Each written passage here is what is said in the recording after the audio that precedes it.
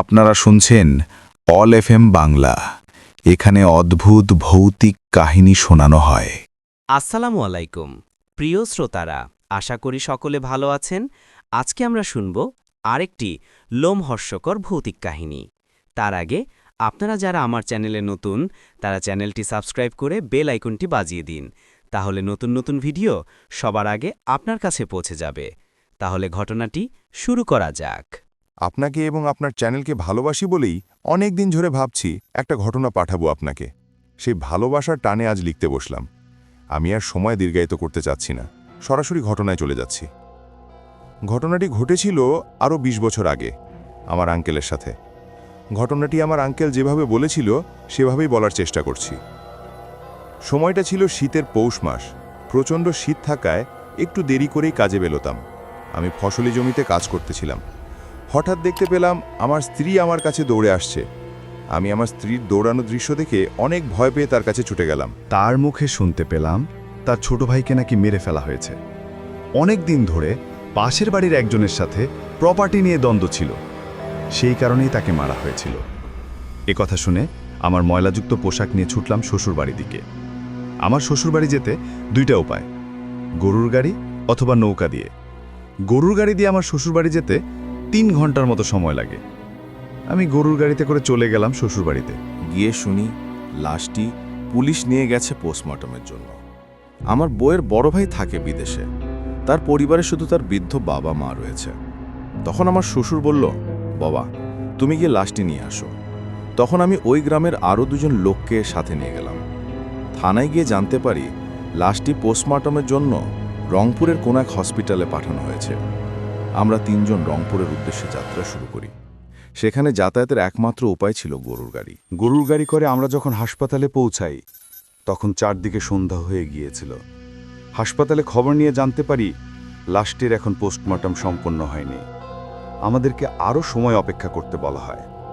আমরা লাশ কাটার ঘরের সামনে বসে থাকি। আমরা সেখানে আরও ৩-৪টা লাশ দেখতে পাই। সেখানে একটা লাশ ছিল ১৮-২০ বছর বয়সী এক তরুণের। লাশটি দেখে মনে হচ্ছিল লাশটিকে কেউ হত্যা করেছে। না ইচ্ছা সত্ত্বেও বারবার লাশটির দিকে আমার নজর যাচ্ছে। হঠাৎ কেন যেন মনে হলো আমার মনের ভিতর একটা অস্বস্তি কাজ করছে। তখন আমি সেখান থেকে সরে গিয়ে ভিতরে একটা রুমে গিয়ে বসি। হাসপাতালের দায়িত্বে থাকা একজনকে জিজ্ঞেস করলাম কয়টা বাজে। তিনি উত্তর দিলেন রাত 12টা বাজে। কিছুক্ষণ পর পুলিশ এসে বলল, আপনাদের লাশের পোস্টমর্টম শেষ, এখন আপনারা আপনাদের লাশ নিয়ে যেতে পারেন। তখন আমি হাসপাতাল থেকে বাইর হয়ে ভ্যান খুঁজতেছি, কিন্তু কোথাও কোনো ভ্যান পেলাম না। তখন একটি লোক আমাকে বলল একটু সামনে গিয়ে একটা বাড়িতে যাওয়ার জন্য। সেই বাড়িতে নাকি একজন ভ্যান চালক রয়েছেন। আমি হাঁটতে লাগলাম সেই বাড়ির দিকে, কিন্তু কেন জানি আমার শরীরটা বার হয়ে আসছে। আমি সেই বাড়িতে গিয়ে ভ্যানওয়ালাকে জেগে তুলে নিয়ে আসলাম। হাসপাতাল থেকে লাশটিকে বুঝে নেই। লাশটিকে নিয়ে আমরা রওনা দিয়েছি।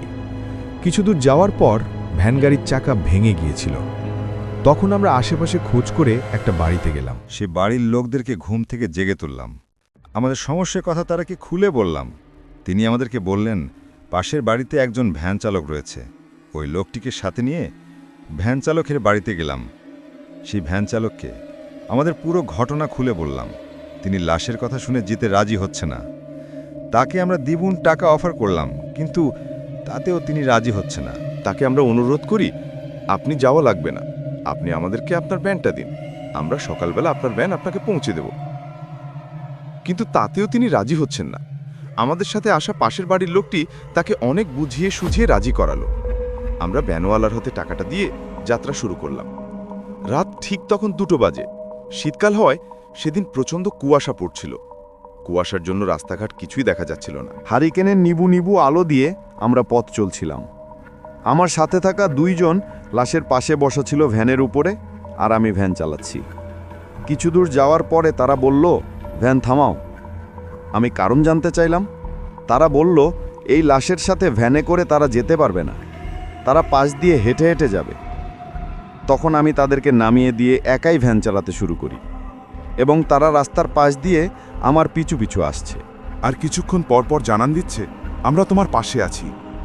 কিছুক্ষণ পরে আমি পিছু ফিরে দেখি তারা নেই।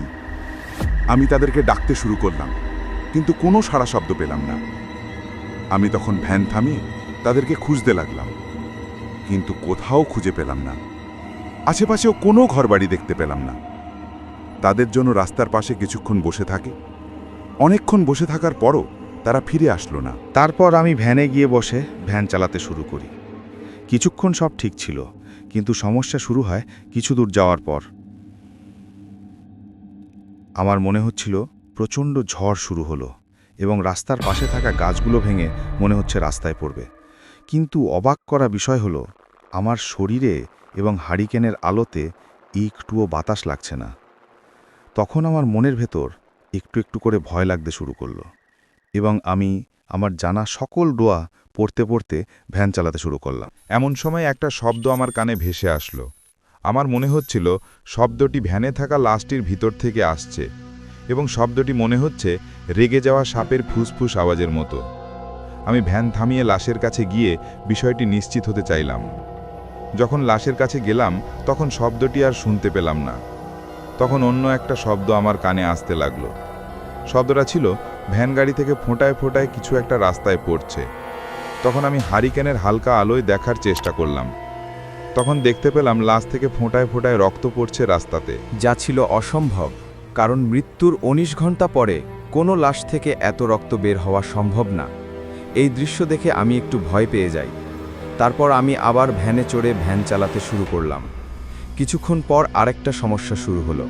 আমি ভ্যানটি রাস্তার মাঝখান দিয়ে চালিয়ে আসছিলাম, কিন্তু কোনো এক অদৃষ্ট শক্তি আমার ভ্যানটিকে রাস্তার এক পাশে নিয়ে যাচ্ছিল।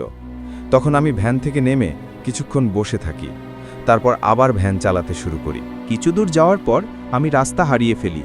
তখন ভ্যানটিকে থামিয়ে একটা গাছের নিচে বসি। তখন আমার অনেক ঘুম পাচ্ছিল, কিন্তু ঘুমানোর সাহস পাচ্ছিলাম না। তাই আমি বারবার চোখ ডলে ঘুম ভাঙানোর চেষ্টা করছিলাম।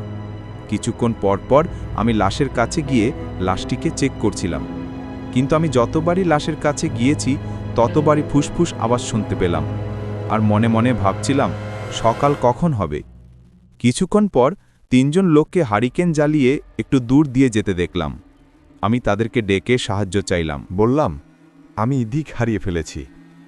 তারা আমার কথা শুনে কাছে আসলো। কাছে এসে দেখে আমার ভ্যান গাড়িতে লাশ। তারা আমাকে জিজ্ঞেস করলো, তুমি কিভাবে এখনো বেঁচে আছো? কারণ রাতের বেলায় কেউ এখান দিয়ে একা গেলে বেঁচে ফেরে না। তখন পাশে থাকা লোকটি বলল, এগুলো না বলে লোকটিকে আমরা বাড়ি পৌঁছে দিয়ে আসি। তখন লোকগুলো আমাকে বাড়িতে পৌঁছে দিয়ে আসে। তখন বাড়িতে গিয়ে দেখি আমার সাথে যাওয়া সেই লোক দুটি বাড়িতে গিয়ে বসে আছে। রাস্তায় আমার সাথে ঘটে যাওয়া ঘটনাগুলো আমি কারোর সাথে বলিনি।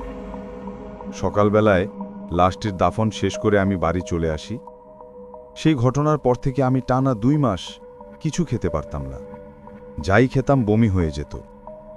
দিন দিন আমি শুকিয়ে যেতে থাকি। একদিন আমি খালার বাড়িতে বেলাতে গিয়েছিলাম।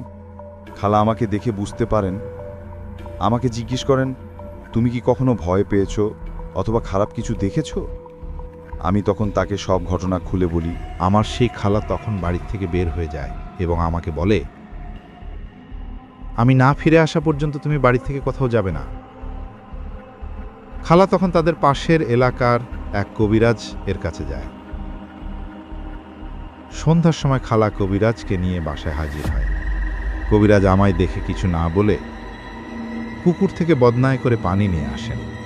তারপর আমাকে উঠানোর মাঝখানে বসিয়ে পুকুর থেকে আনা পানি আমার মাথায় ঢালতে লাগল। অবাক করা বিষয় হলো, আমার মাথায় যখন পুকুরের আনা ঠান্ডা পানি ঢালছিল তখন আমার মনে হচ্ছিল আমার মাথায় প্রচণ্ড গরম পানি ঢালা হচ্ছে এবং আমার পুরো শরীর পুড়ে যাচ্ছে।